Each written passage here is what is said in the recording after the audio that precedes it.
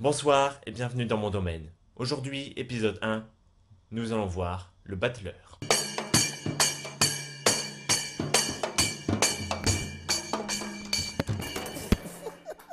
Non, pas exactement.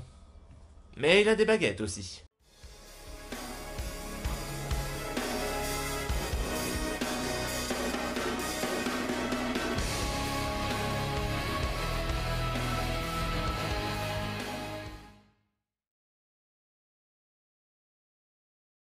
Première question, un battleur, qu'est-ce que c'est? Pour cela, on va retourner au Moyen-Âge pour voir de quoi il s'agit. Le souci, c'est que mes convictions politiques et religieuses risquent d'être mal vues. Abjure ta foi en Belzébuth, et tu mourras pardonné. Mais tu ne comprends pas le français, tête de veau. Je vais peut-être attendre avant de prendre ma DeLorean. Quitte à voyager à travers le temps au volant d'une voiture, autant choisir une qui est plein gueule. Bon alors, un battleur, c'est quelqu'un, il va faire des tours de passe-passe dans les foires. Un battleur, c'est un illusionniste, un prestidigitateur. Pas facile comme mot, hein. Il y a d'abord presti, qui veut dire rapide, digi, qui veut dire doigt, et tateur, qui veut dire tâteur. Sinon, si vous avez la flemme, vous dites magicien. L'activité du battleur ne coûte rien. Il suffit de tréteaux, de bouts de ficelle, de gobelets et de cartes. Des cartes. Ce qui compte, c'est être doué de ses 10 doigts. Amuser les passants et leur soutirer de l'argent. Voilà le secret. Les battleurs étaient connus pour faire disparaître les économies des passants au moindre geste. Et ils ont acquis une mauvaise réputation du coup. Tu m'étonnes, si quelqu'un a vu mon voleur de portefeuille, qu'il aille le dénoncer aux autorités compétentes. Pour s'en convaincre, suffit d'admirer l'escamoteur de Bosch. Un complice est généralement caché dans le public. D'ailleurs, qui est le vrai prestidigitateur? Celui qui est face au public ou celui qui fait les poches? Oh, c'est lui, je le reconnais, il m'a fait les poches l'enfoiré. Vers le XVIIe siècle, les prestidigitateurs se sont organisés pour quitter les rues boueuses et occuper les salons mondains. Les sacs des gogos suffisaient pas, alors ils sont mis au cambriolage. Ils se produisaient alors pour divertir les grands de ce monde. Ces rois, toujours prêts à se divertir plutôt qu'à aider le bas peuple. Les prestidigitateurs peuvent élargir leur public en jouant dans les cabarets. Mais le cabotinage des arts de rue persiste. DJ, breaker, b-boy, graffeur, beatbox. Et il faut attendre le grand Robert Houdin pour que ça change. Jean Eugène pour les intimes. Le type en avait marre de faire le guignol pendant ses numéros. Du coup, le pape, chapeau de forme et queue de pie faisaient partie de son attirail. On comprend, bien plus chic et distingué. Son succès est énorme.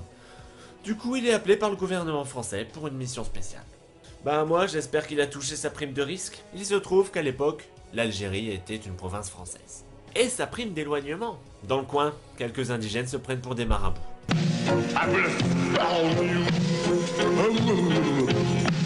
Ouais, des clodos quoi. Ils disent détenir leur pouvoir de Dieu. On s'assoit sur une planche en clou et on fait croire que c'est magique.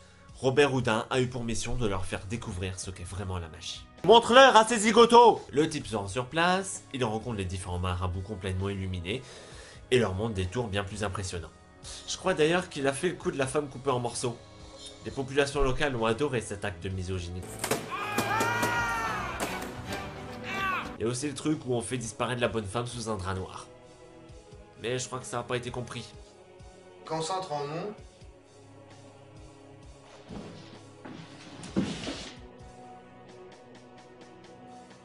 La preuve est faite, Robert Houdin est le plus grand des marabouts. Nombre de magiciens le citent en exemple. Notamment Georges Méliès, l'inventeur des effets spéciaux au cinéma. Il avait oublié d'être con. C'est grâce à lui les 3 épisodes du Hobbit et Prometheus. Je vais pas citer tous les magiciens qui sévissent aujourd'hui, mais ce qu'il faut savoir, c'est qu'ils sont regroupés en association. La Fédération Française des Artistes Prestidigitateurs. Chaque membre doit prêter serment.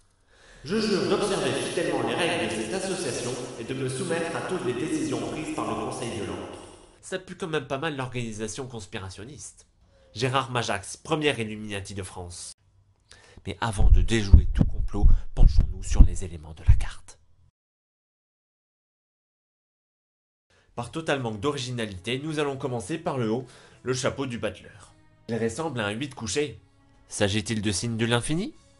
C'est pas sûr. Même s'il est connu depuis l'Antiquité, son utilisation en tant que symbole de l'infini date du XVIIe siècle, bien après l'invention du tarot.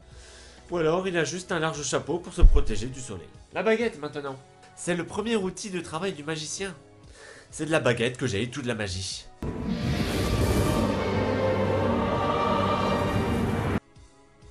À moins qu'elle soit utilisée pour détourner le regard du spectateur. Ah, les escrocs! Je le savais qu'on nous mentait. Vous ne vous êtes jamais demandé pourquoi la baguette avait les deux bouts blancs et le reste noir? Pour détourner l'attention, évidemment. Il y a aussi un jeu qu'on peut faire dans Harry Potter. On peut remplacer le mot baguette par le mot... Et voilà le vrai tour de magie. La pièce est en train de passer subrepticement sous la table pour ne plus jamais apparaître.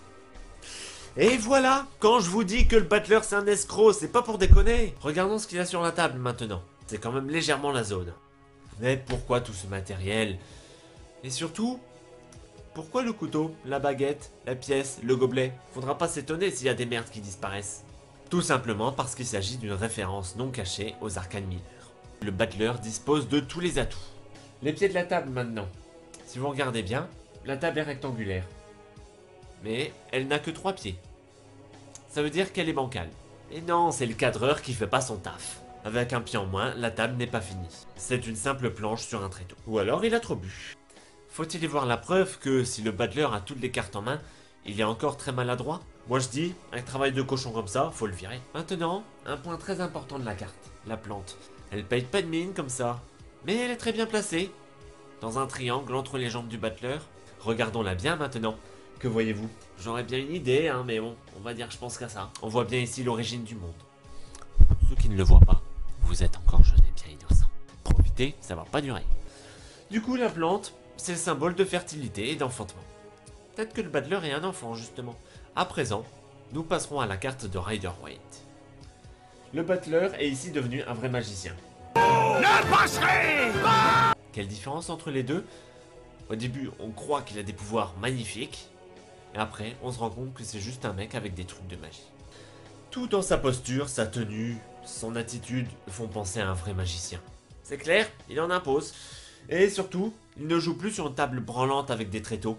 Il s'est fait de la maille, le salaud. Tu m'étonnes, avec tous les ploucs qu'il a carottés. D'ailleurs, tout son matériel est plus imposant. Regardez le denier, il est aussi large qu'un CD. Exactement la même pièce que j'avais dans ma poche. Voleur! Le reste du matériel n'est pas mal non plus. Elles font toutes référence aux arcanes mineures et dépassent largement de la table. Je le savais que la taille comptait. Autre chose, regardez le magicien dans les yeux. Il a l'air franc, l'air de dire « ta gueule, c'est magique ». Pour le battleur, ce n'était pas le cas. Il fuyait notre regard. Il s'aidait aussi de son chapeau pour mieux se cacher. Ici, exit le chapeau. On a le droit à une belle auréole. Tu crois que ça m'irait bien une auréole? Cette longue robe blanche, ce geste de la main, cette auréole. Il se pourrait qu'il s'agisse du Christ. Il y a aussi un petit peu magicien sur les bords. Ah ouais, changer l'eau en vin, faire apparaître des petits pains, des petits poissons, résurrection à qui mieux mieux, guérison. Voilà des tours de magie. Autre fait important, on remarque ici que le magicien est entouré de fleurs. Faut pas être allergique au pollen. Je m'y connais pas vraiment, mais on dirait des roses et des lys. Le lys symbolise l'innocence et la pureté, ainsi que la noblesse. La rose, quant à elle, symbolise la passion amoureuse. Il faut préciser ici que les deux fleurs ont été utilisées pour symboliser la Vierge Marie, la mère du Christ. Waouh, tout est lié! Troisième partie, et non des moindres. Que penser de cette carte si vous tombez dessus dans un tirage?